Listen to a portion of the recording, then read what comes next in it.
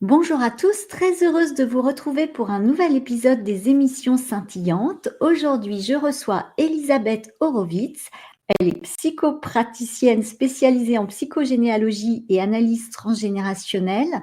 Elle est également auteure et son dernier ouvrage, Mon corps généalogique, est paru aux éditions Guy Trédaniel. Bonjour Elisabeth. Bonjour Valérie, bonjour à toutes et à tous. Alors, tout d'abord, qu'est-ce que la psychogénéalogie? Alors la psychogénéalogie, c'est une discipline donc qui relie la généalogie d'un côté et la psychologie de l'autre, c'est-à-dire qui s'intéresse en fait aux mécanismes de transmission entre les générations. Qu'est-ce qui se transmet, comment, de quelle manière, voilà, et comment peut-on s'en libérer en quelque sorte également. Et la relation avec le transgénérationnel, du coup?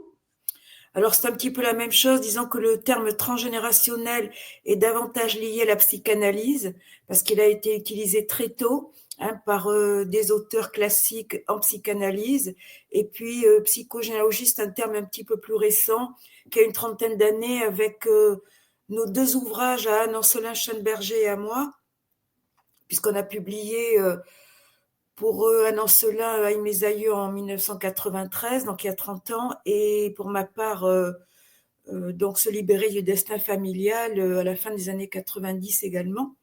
Donc, ce sont les deux ouvrages en fait qui ont fondé un petit peu la psychogénéalogie, donc il y a une trentaine d'années.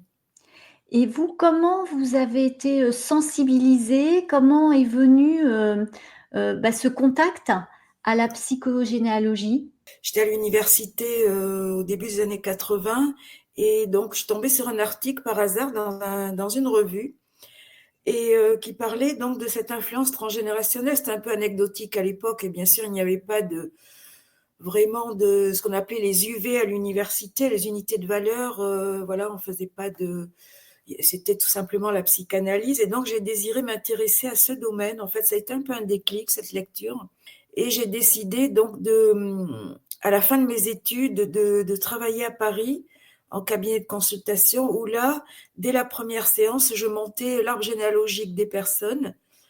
Voilà, alors selon évidemment leurs problématiques, ça pouvait être du sentimental, du professionnel, des problèmes de santé, pour replacer les difficultés en fait dans l'histoire familiale, partant du postulat que nos difficultés ne sont pas forcément liées au présent, hein, surtout quand on est jeune, on n'a pas encore suffisamment de vécu, mais est-ce que nos difficultés justement viendraient de ce qu'ont vécu nos parents, nos oncles et tantes, nos grands-parents, et voir dans certains cas nos arrière-grands-parents, parce que c'est pas si loin en fait, c'est quoi, 80, 100 ans avant soi, et il y a un héritage qui provient de leur génération également. Et c'est ce Voilà. que vous avez voulu, développer d'une façon un peu différente par rapport à vos ouvrages précédents dans Mon corps généalogique? Oui, alors c'est davantage axé sur la santé, effectivement. J'explique que dès le moment de notre conception, déjà notre conception, c'est un petit peu un désir généalogique de nos parents, mais aussi de l'ensemble de la famille à un moment donné, hein. Donc c'est rarement le fruit du hasard. Puis j'explique qu'on s'insère dans une fratrie, le plus souvent, dans une structure familiale qui est préexistante à notre propre vie et qui va évidemment nous influencer, ne serait-ce que la façon que nos parents ont eu de se rencontrer, qu'ils ont aimé avant de se rencontrer. Est-ce qu'il y a eu des relations extra-conjugales? Quelle a été leur trajectoire? En fait, la plupart du temps, on n'en sait pas grand-chose. Et c'est pour ça que j'insiste aussi un petit peu sur l'enquête familiale, parce que finalement, on croit savoir certaines choses, mais elles ne sont pas toujours vraies. Il y a beaucoup d'éléments à vérifier. Et finalement, je pense que la première démarche, c'est d'aller rencontrer les membres de notre famille seul à seul, avec un questionnaire assez précis pour arriver à cerner en fait ce qui s'est passé avant soi. Et peut-être aussi découvrir des secrets intimes, hein, voilà, parce qu'il y a aussi beaucoup de non-dits, il y a beaucoup de choses que l'on ignore. Et le problème, c'est que lorsque l'on les ignore, eh ben, on risque de les répéter. Et aussi les traumatismes. Quand on n'a pas beaucoup de famille ou quand nos parents eux-mêmes, ne savent rien, et qu'on n'a plus nos grands-parents, c'est compliqué du coup de mener une enquête. Est-ce qu'il y a des outils? Qu'est-ce qu'on peut faire? Est-ce qu'on parle tout simplement, on essaie de parler à notre corps pour essayer de comprendre? Que proposez-vous justement pour qu'on puisse aller fouiller quand on a peu de membres de notre famille et puis qu'on a peu d'informations tout simplement? Alors là, il y a plusieurs solutions. D'abord, quand on dit qu'il y a peu de membres de notre famille, ça peut être vrai, mais il y a toujours quelqu'un. Il peut y avoir, bon, il y a déjà nos parents, s'ils sont vivants, même s'ils ont divorcé, même si on les voit moins, on peut toujours aller les visiter avec un questionnaire assez précis, peut-être pour la première fois apprendre davantage de choses qu'en toute une vie, hein, voilà. Alors, il y a aussi les oncles et tantes, il y a les oncles et tantes par alliance, il y a tout le cousinage, il y a les grands-parents s'ils sont encore vivants, il y a les frères et sœurs des grands-parents, il y a les parrains et marraines, il y a les personnes qui ont gravité autour de notre famille, c'est-à-dire les anciens collègues de travail de nos parents, leurs amis intimes, quelquefois les médecins de famille. Ça fait beaucoup de monde. Mmh. Et les Oui, collatéraux, hein, les oui, vous collatéraux, c'est-à-dire des personnes qui, bon, ça peut être le cousinage, ça peut être des personnes par alliance, des fois avec qui on est fâché, avec que la famille ne veut plus voir, on ne fréquente pas. Et finalement, souvent, ce sont eux qui ont beaucoup d'informations sur notre histoire. Et c'est ça le paradoxe. Je vais prendre un exemple tout bête. Ma mère était décédée, elle est décédée assez jeune. Finalement, de son vivant, je ne lui avais pas posé de questions sur sa vie intime. Et il y a des années de ça, bon, plusieurs années, enfin quelques années après son décès, à l'époque, j'organisais des ateliers de développement personnel et je trouve par hasard, je dis bien par hasard, on est toujours dans la même ville, une ancienne collègue de travail de ma mère. Bon, combien de chance pour qu'une personne qui avait travaillé avec ma mère à l'époque vienne dans cet atelier que j'animais et qui me dit: «Ah, mais votre nom de famille, mais est-ce que vous êtes la fille de?» Ben, j'ai dit oui. Et elle me dit, écoutez, votre mère étant décédée, je me dois quand même de vous donner des informations que certainement vous ignorez sur sa vie, parce que moi, je l'ai côtoyée pendant des années. Et là, j'ai appris, alors je ne vais pas dire quoi, mais j'ai appris sur ma mère qui était décédée par le plus grand des hasards, des informations qui la concernaient et qui me concernaient indirectement, puisque bon, les choses que l'on ignore, on les répète d'autant plus facilement. Donc voilà un exemple tout simple. Alors après, bien sûr, il peut y avoir d'autres voies d'accès. Alors les voies d'accès aux renseignements familiaux sont les rêves. Je vais prendre aussi un autre cas. C'est une dame qui était venue en consultation et qui me demandait un petit peu de faire un travail sur sa famille, etc. Il y avait des choses qui, voilà, elle se sentait pas très bien. Et puis un jour, une nuit, elle rêve que son frère avait un enfant illégitime. C'est-à-dire que son frère avait une maîtresse, donc, avec laquelle il avait eu un enfant quelques années auparavant, et qui était à cacher la famille. Ce rêve était tellement évident, tellement lucide, que quelques jours après, elle va voir son frère, elle lui dit, mais est-ce que tu as un enfant dont nous ignorons l'existence? Et là, confronté à une telle assurance, à une telle vérité, il lui dit, ben oui, c'est vrai, j'ai un enfant caché avec ma maîtresse qui a déjà 5 ans, donc tu as un neveu dont tu ignores l'existence. c'est fou. C'est complètement fou. Là, vous voyez, c'est-à-dire quand on commence ce travail sur la généalogie, il y a aussi des rêves qui peuvent nous affirmer, en quelque sorte, des rêves lucides qui peuvent nous affirmer des vérités. Un troisième exemple, c'est une dame dont le père était mourant, enfin était hospitalisé dans un état relativement grave et qui rentre dans sa chambre d'hôpital et qui voit une dame qui lui ressemble étrangement, de même âge. Et elle lui demande, mais enfin, qui êtes-vous? Que faites-vous là? Et la dame lui dit, mais je suis votre demi-sœur. C'est-à-dire que, bon, là, le père, bon, même s'il était malade, a dû avouer qu'il avait une maîtresse à l'époque, il avait conçu, et ça peut être assez fréquent, une fille avec sa femme légitime et avec sa maîtresse. Elles sont toutes les deux nées dans le même hôpital.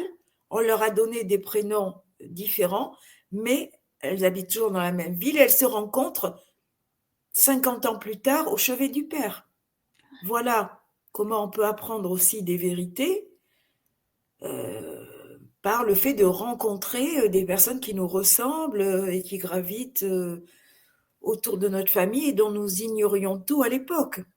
Puis on peut aussi découvrir cette autre dame qui découvre que son père est mort. Sa mère, peu de temps après le deuil, lui avoue que son père n'était pas son géniteur. C'est un amant à elle dont la patiente ignore tout. Et elle comprend pourquoi elle n'a jamais eu de chance au niveau sentimental, pourquoi elle n'a jamais voulu se marier, pourquoi elle n'a pas eu d'enfant, parce qu'elle est elle-même victime du secret. C'est ça, j'allais vous Vous voyez, dire, il y a beaucoup de choses. l'influence de notre histoire familiale peut faire vraiment Oui, des dégâts finalement. bien sûr, bien sûr. Et ce qui fait le plus de dégâts, ce sont justement ces secrets sur la filiation, hein, où on ignore qu'on a des demi-frères et sœurs, où on ignore parfois aussi qu'un enfant a pu être conçu avant soi, un enfant qui est né, enfin mort-né, un avortement, un enfant qui a été caché, des aventures extra-conjugales, surtout du côté masculin.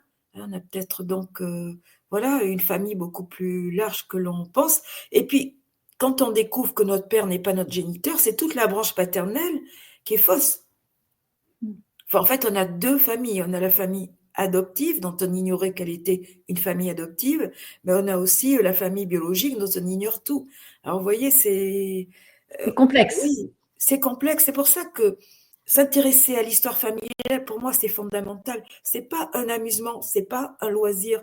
C'est fondamental de connaître la structure de laquelle on vient. Et alors, comment se défaire de ces liens finalement, de ces schémas répétitifs? Oui, alors bon, là, ça dépend ce qui se répète. Alors, comme je viens de l'expliquer, donc, ce qui est très important au départ, c'est de faire une enquête familiale. Pourquoi? Parce que dans les familles, on parle très peu.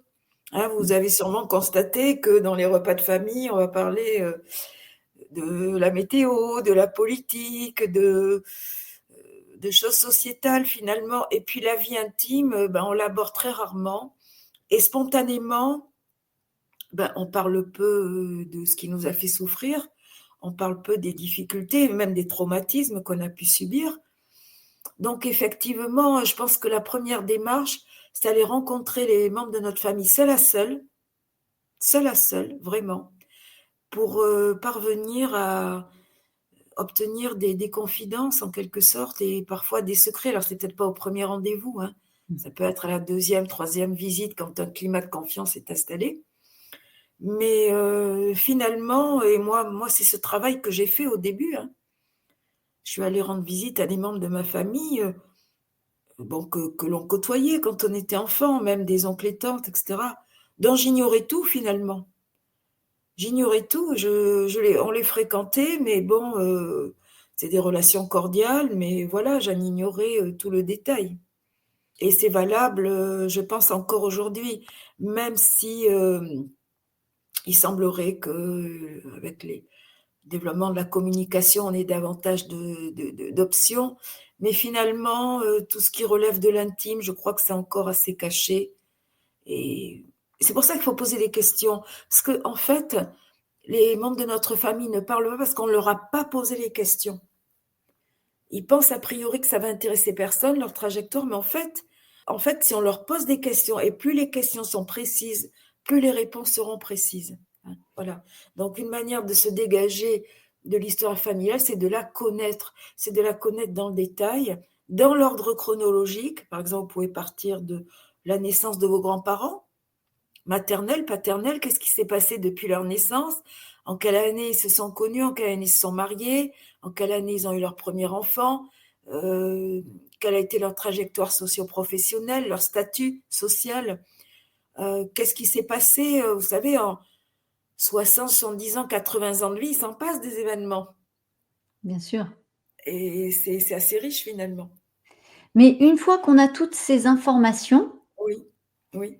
est-ce que le fait déjà de le savoir, ça peut alléger Ah ou oui. finalement qu'est-ce qu'on en fait? Parce que ça peut être aussi, ça peut être perçu comme un poids. Vous imaginez, vous apprenez que vous êtes le fruit d'un viol, par exemple, je prends cet Oui. exemple, Mhm. c'est lourd. Enfin, je veux dire, c'est pas Oui, simple à accueillir. c'est sûr, mais en même temps, ces informations nourrissent la conscience. C'est la conscience qui prime, hein, plus notre conscience est importante, plus elle est considérable, plus on a de chances donc d'échapper à ce déterminisme familial et même de se guérir puisque le livre est quand même beaucoup sur la santé. Mais oui, je pense que plus on connaît de choses, même si elles sont douloureuses, finalement, elles sont plus douloureuses quand elles sont cachées, je pense, parce que quand on les met à jour, bon, oui, c'est délicat, mais finalement, une fois le choc passé, ben, je pense que c'est moins grave. Finalement, c'est comme une libération, vous voyez? Et Donc, ça peut éclairer aussi sur notre façon d'agir. On oui, agit parfois de manière inconsciente et on se dit effectivement pourquoi je répète ce schéma. Alors, oui, il y a effectivement du coup cet héritage mhm, transgénérationnel, mais il y a aussi nos propres blessures d'enfance.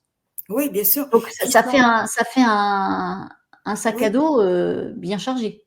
C'est-à-dire que nos blessures d'enfance sont un héritage transgénérationnel, puisque si nous avons des blessures d'enfance, c'est que nous n'avons pas été suffisamment aimés par nos parents. Ils étaient soit indisponibles, soit indifférents et parfois maltraitants, ou parfois ils sont décédés prématurément, ou il y a le divorce aussi des parents qui est très très courant en ce moment, enfin depuis un certain nombre d'années. Donc on peut dire que si on a eu des blessures d'enfance, c'est un héritage. C'est parce que nos parents eux-mêmes n'ont pas été suffisamment aimés par les grands-parents, donc tout ça se répète et on les vit, mais voilà, ça se replace dans une chaîne en fait, hein. Mmh. Dans une chaîne, c'est comme les anneaux d'une chaîne en fait, hein. Voilà, donc si nos parents eux-mêmes ont été maltraités verbalement, abusés sexuellement, hein, les abus sexuels sont extrêmement fréquents dans les familles, malheureusement. On le sait aujourd'hui avec les dernières statistiques qui sont que une personne sur 5 en Europe a été abusée sexuellement, c'est colossal. C'est C'est colossal. effroyable, c'est effroyable. Ah ben c'est colossal, donc ça veut dire que ça se passait soit à l'intérieur de la famille, soit via des personnes qui gravitaient autour de la famille, hein, des amis, des parents, collègues de travail, bref, voilà. On sait maintenant que tout ça est une répétition. Les addictions, c'est aussi une répétition, hein. Si les parents étaient dépendants à l'alcool, au tabac, on a de grandes chances de le répéter. Et puis pour les problèmes de santé aussi, parce que les problèmes de santé, ça peut être aussi un héritage transgénérationnel, d'avoir les mêmes symptômes cardiaques, respiratoires, digestifs, dermatologiques. C'est très souvent un héritage. Donc la bonne question à se poser, c'est si j'ai des symptômes qui persistent, qui, avant moi, portaient ces mêmes symptômes. Est-ce que ça ressemble à ce qu'ont vécu déjà mes parents, mes grands-parents au même âge, hein, parce que l'âge aussi est un déclencheur du passé familial. Lorsque j'atteins un âge critique, eh ben, je peux avoir l'émergence de symptômes. Donc oui, c'est très important. Et c'est ce que vous avez voulu apporter, en tout cas, comme éclairage dans votre dernier ouvrage, C'est ça qui est consacré, de oui. pointer plus sur les problèmes chroniques, finalement, de santé, Oui, c'est ça. à travers différents exemples hein, que vous Oui, désignez. tout à fait, on peut avoir une identification. Donc, d'ailleurs, Freud le disait à l'époque, quand il recevait des patients, il leur demandait, mais qui cherchez-vous à imiter? Alors, sous-entendu, qui des membres de votre famille cherchez-vous à imiter, hein? Pourquoi reprenez-vous le symptôme à votre compte? Pourquoi cette imitation, cette identification? Et à l'extrême, on peut chercher à sauver un parent a posteriori, le dégager de ses symptômes, les porter soi pour le guérir, hein. Parce que pour la psyché, le temps n'existe pas. Donc on essaie de réparer le corps, on peut essayer de réparer le corps d'un aïeul en prenant donc la maladie à son compte. Ce sont des mécanismes très intéressants à comprendre, justement pour s'en dégager par la suite. Oui, c'est ça, c'est surtout quand, vous avez, une problématique, que vous voyez le médecin, les spécialistes et que Oui, ça ne passe toujours pas, c'est ça. alors qu'il y a pas de raison en fait, que ça ne passe pas, c'est là, qu'il est, essentiel de s'interroger sur notre lignée, du coup. Alors, il y a 3 questions à se poser. Est-ce que le symptôme a déjà été porté dans ma généalogie? Si oui, par qui? Deuxième point, à quel âge est-ce que mes symptômes ont émergé? Est-ce que c'est un âge qui a été critique dans l'histoire de ma famille? On peut déclencher des symptômes quand on parvient à l'âge qu'avaient nos parents ou nos grands-parents au moment de leur décès. C'est très, très courant. Et Ouais. troisième point, parce que l'arbre généalogique, c'est aussi du présent, on doit se demander qu'est-ce qui se passe dans ma famille en ce moment. Parce que l'arbre généalogique, vous voyez, d'accord, ce sont les générations qui ont précédé, mais l'arbre, il continue à exister dans le présent. On a toujours nos frères et sœurs, nos oncles et tantes, voilà. On a aussi la famille de notre conjoint qui peut nous influencer. Alors, ça veut dire quoi? Ça veut dire qu'on peut réagir à ce qui se passe. Je vais donner 2 exemples. C'est un monsieur qui me consulte et puis il a un zona qui passe pas du tout, très très grave. Et quand je lui demande ce qui se passe dans sa famille actuellement, il me dit bah, mon fils vient de m'annoncer son remariage.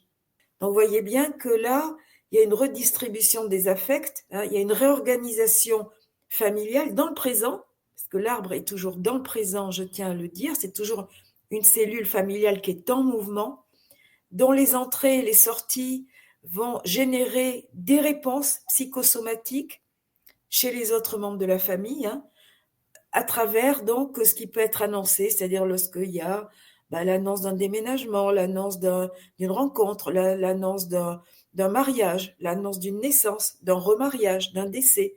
Tout ça va provoquer comme une onde, je dirais un petit peu de choc à l'intérieur du groupe familial et on peut y réagir assez rapidement par des problèmes de santé. Je donne l'exemple du zona, là, de ce monsieur dont le fils vient d'annoncer le remariage.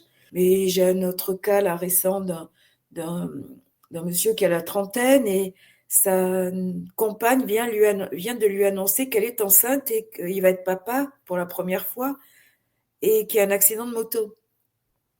Il est à l'arrêt et il est percuté par une moto. Alors c'est pour ça que je lui ai demandé mais qu'est-ce qui se passe en ce moment? Et là, vous voyez que c'est émotionnellement, c'est bouleversant. Ça peut, pour la première fois, la filiation se met en place. Ça fait écho à la manière dont lui-même a été conçu à la génération précédente, à l'histoire des hommes dans sa famille, voilà. Oui, parce que vous dites le présent, mais là, effectivement, c'est que ça renvoie ou ça rattache quand même Aussi, à voilà, quelque oui. chose du Ah passé. ben oui, parce que tout mariage dans le présent renvoie au mariage précédent. Toute naissance, toute grossesse renvoie à maternité, renvoie aux maternités précédentes. Quand on est un homme, eh bien, à la façon dont notre père nous a conçus, hein, quand on s'apprête à être papa, si on est un homme, eh ben, ça va renvoyer à la façon dont notre père nous a conçus. Est-ce qu'il voulait de nous? Est-ce que, voilà, quel âge il avait? Dans quelles circonstances? Est-ce que c'était un mariage heureux avec notre mère? On est à quelle place, à quel rang de naissance? Vous voyez, c'est tout ça qui, à chaque génération, est un petit peu remis sur le devant de la scène et on peut donc y réagir par des symptômes. Et c'est très important pour ça de se poser les 3 questions. Est-ce que mon symptôme ressemble à quelque chose qui a déjà été porté? Quel âge j'ai actuellement? Et qu'est-ce qui se passe dans ma famille au même moment? Voilà, ce sont les 3 questions essentielles. À qui s'adresse votre ouvrage, Mon corps généalogique? Alors, cet ouvrage s'adresse à tout le monde. C'est un ouvrage pour le grand public qui est écrit, je pense, assez simplement, tout en j'ai quand même essayé d'aller très loin dans les explications. Le livre a, je pense, une certaine profondeur, ce que j'ai voulu faire, hein, tout en étant extrêmement facile à lire, illustré d'exemples et je pense qu'il va parler à tout le monde. Alors bien évidemment, en priorité à toute personne qui peut, souffrir de troubles de santé et dont la cause reste à élucider finalement. Et là, justement, c'est tout à fait le cas de l'influence transgénérationnelle, hein. Mais on peut le lire même sans avoir de problème de santé, je dirais, puisque c'est un livre quand même sur la psychogénéalogie, sur ces mécanismes de transmission. Il y a beaucoup de choses, hein, puisque le livre fait presque 300 pages. Donc, il y a beaucoup de thèmes qui sont abordés. et également des solutions à la fin, bien sûr, avec des questionnaires très précis, des questions à se poser pour identifier justement si il y a cette influence transgénérationnelle, mais en général, elle y est toujours. Donc voilà, à Et tout le est-ce monde, que ça s'adresse. est-ce que du coup, avant de devenir parent, il Oui. serait, utile de mieux connaître sa lignée pour éviter de transmettre à nouveau? Ce serait Ah, un mais je pense absolument. Je pense absolument que c'est très, très important d'être conscient, d'abord quand on a souffert dans sa famille d'origine, quand il y a même eu ces problèmes de préférence, vous voyez? Imaginons, bon, je suis une femme, j'ai une sœur qui a été la préférée, qui est venue après moi et puis à la génération suivante, donc j'ai 2 enfants, j'ai 2 filles. L'aînée qui est donc à ma place et puis, la petite dernière qui est, à la place de ma sœur qui a été préférée à ma génération. Qu'est-ce qui peut se passer? Bah, soit je peux ne pas aimer cette seconde fille parce que finalement elle va me rappeler la sœur qui a été préférée à mes dépens, hein, ou au contraire répéter le schéma de la valoriser au détriment de l'aînée. C'est aussi simple que ça, donc il faut déjà voir dans quel système de fratrie on s'est inséré à la base. Il y a toujours ces problèmes de préférence, mais plus ou moins graves. Et puis il y a les écarts d'âge aussi hein, qui peuvent jouer. Hein. C'est pas la même chose d'être né avant ou après euh, un frère ou une sœur avec très peu d'écart d'âge ou avoir 10 ou 15 ans d'écart. Hein. Voilà, à chaque fois, la configuration est très différente. Mais effectivement, encore une fois, aussi, par exemple, le couple de nos parents. Imaginons, mes parents ont divorcé quand j'avais 15 ans. Bon, si j'ai une fille ou un garçon, quand il va avoir 15 ans, j'ai le risque d'une mésentente avec mon conjoint parce que j'ai l'horloge généalogique, c'est-à-dire j'ai le programme que bah, quand 15 ans, c'est l'âge associé à la séparation. Donc là, tout d'un coup, ben, rien ne va plus dans mon couple. Mais si je l'ai anticipé, je peux résister, par exemple, à une relation extra-conjugale. Je peux me dire, attention, là, ça peut faire exploser mon couple comme à la génération précédente. Donc, je ne vais pas rentrer dans la même chose. Vous voyez, donc il y a tout ce côté d'anticipation, de prévention, justement pour et quand on connaît bien sa généalogie avec les âges marqueurs, ben on peut éviter justement ces drames, parce que la séparation souvent c'est un drame, et on peut les éviter. Mmh. Ouais, c'est très, très intéressant.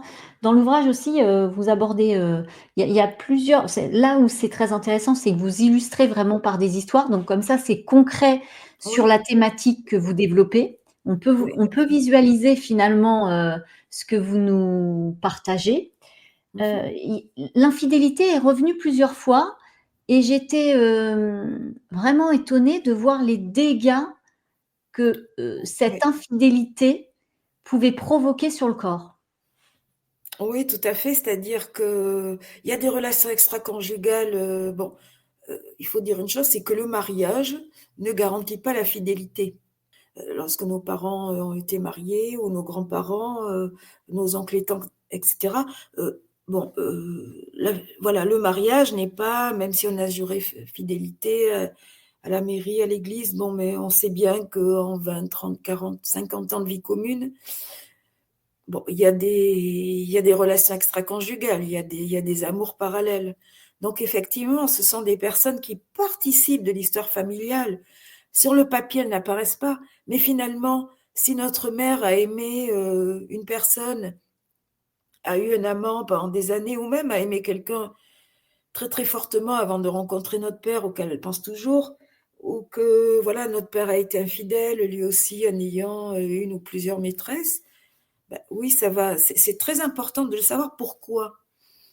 Parce que si on est un homme, par exemple, et que notre père a eu des maîtresses, on peut les rechercher et tomber amoureux de personnes qui s'appellent comme elles ou qui ont le même physique. Mais comme on les a jamais vues, on n'en sait rien, mais notre inconscient l'a capté. Il va rechercher des personnes, on peut tomber amoureux de personnes qui ressemblent aux maîtresses du père, parce qu'on a tout ignoré de sa vie intime. Maintenant, si on lui pose des questions, il peut nous le dire. Mais tant qu'on ne lui a pas posé de questions, il ne va pas en parler spontanément, ça c'est sûr. Pareil du côté féminin, si notre mère peut même nous avoir donné le prénom d'un amant, enfin d'un amour de jeunesse. Hein. Je pense à des cas en consultation où Un patient avait par exemple le nom de Vincent, c'était le nom du premier amour de la mère. Donc déjà, c'est quand même quelque chose d'assez lourd à porter. Hein, voilà. Donc ça peut... les amours parallèles font partie de l'histoire familiale et je pense qu'il ne faut pas hésiter à poser la question. Alors peut-être pas de but en blanc, mais au bout d'un certain temps, s'il y a des bonnes relations, de dire voilà, est-ce que tu as eu des relations extra-conjugales? Si oui, avec qui? En quelle année? Comment étaient ces personnes physiquement? Est-ce que je peux avoir des photos? Qu'est-ce qui s'est passé? Pourquoi? Dans quel contexte? Est-ce que c'était un contexte de travail? Est-ce que c'était pendant les vacances? Est-ce que c'était une liaison de longue durée? Il y a plein de questions. Et ces questions, elles permettent de nous dégager de ces répétitions. Et puis, oui, ça va nous dégager aussi corporellement, parce que je pense que lorsqu'il y a trop de secrets, on se sent pas bien, on peut être déprimé, on est angoissé, parce qu'il y a beaucoup de choses que l'on devrait savoir et que l'on ignore. Hein, voilà. Donc, les troubles du sommeil, par exemple, les cauchemars, les dépressions sont des troubles psychiques qui sont tout à fait révélateurs de lourds secrets de famille, parce qu'il y a quand même beaucoup de personnes dans notre famille, hein, en ligne directe, même sans parler des collatéraux, mais leur vie peut être une énigme. C'est dans ce sens-là que je pense que plus on en sait, plus ça nous permet d'aller bien, voilà, de s'alléger de toute cette histoire qui leur appartient à eux et et qui devrait nous permettre d'avoir suffisamment de liberté pour vivre notre vie à nous, personnellement. Voilà. Ouais, c'est couper avec cette, Avec les la loyautés. loyauté, Oui, merci, avec la la loyauté. loyauté, oui, oui, oui, tout à fait. Il y a des loyautés sentimentales.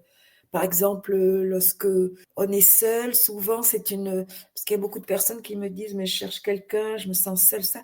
Oui, mais c'est souvent une loyauté d'amour vis-à-vis de membres de la famille, parfois même qui sont décédés. Et Même les si ça leur... loyautés aussi par rapport, à la réussite sociale, à l'argent. On n'ose pas des fois Oui, oui, inconsciemment, hein. tout à fait. Tout à fait. D'ailleurs, il y a un auteur qui s'appelle Vincent de Gauléjac, un sociologue, enfin, qui écrit au carrefour de la sociologie et de la psychologie, qui a écrit un ouvrage qui s'appelle La névrose de classe pour montrer tous les effets du changement de statut social, le fait justement d'être déloyal à sa famille d'origine dans un sens ou dans un autre. Et je conseille la lecture de son ouvrage, effectivement, parce que cette question du statut social, elle est centrale.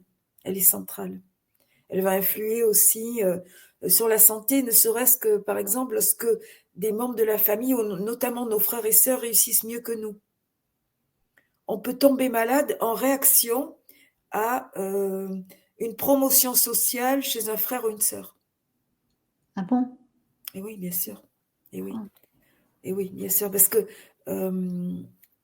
bon, dans les familles, il y a beaucoup, il y a des injustices naturelles, on va dire, des injustices naturelles dans le sens que on va naître l'aîné, le premier, qui est parfois une place de choix, mais on peut naître second, troisième. C'est déjà, déjà des injustices en termes de place de rang de naissance, mais elles sont naturelles, voilà. Mais il y a des injustices aussi sociales.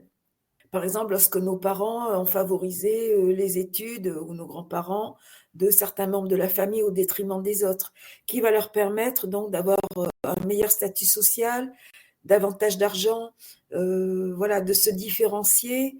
Et il y a des jalousies très importantes, hein, sur les niveaux d'études, sur l'argent que l'on gagne, sur les possessions, sur les propriétés immobilières. Il y a beaucoup de, il y a beaucoup d'injustices, hein, à l'intérieur même de l'arbre généalogique, parce qu'il y a ses préférences.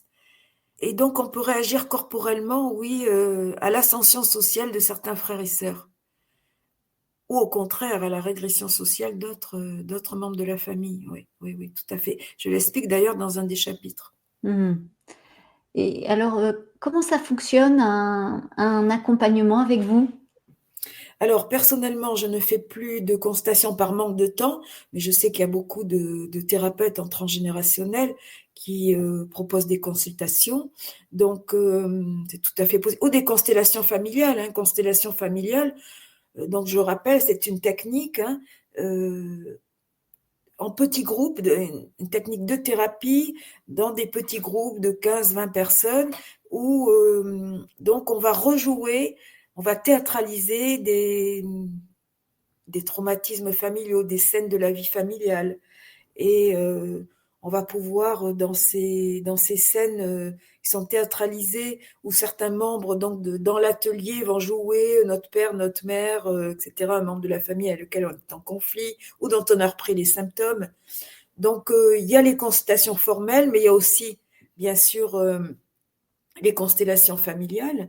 Puis il y a aussi l'hypnose transgénérationnelle, où on va pouvoir peut-être retrouver des souvenirs très lointains, même intra-utéraux, même voilà, de la vie de nos parents avant notre naissance. Vous voyez, donc il y a beaucoup d'outils pour aller à la recherche et puis de ces informations, et puis aussi de commencer ce travail de libération. Oui, donc vous n'exercez plus en fait, Alors, je en n'exerce plus au sens strict par manque de temps, temps. Oui, j'entends.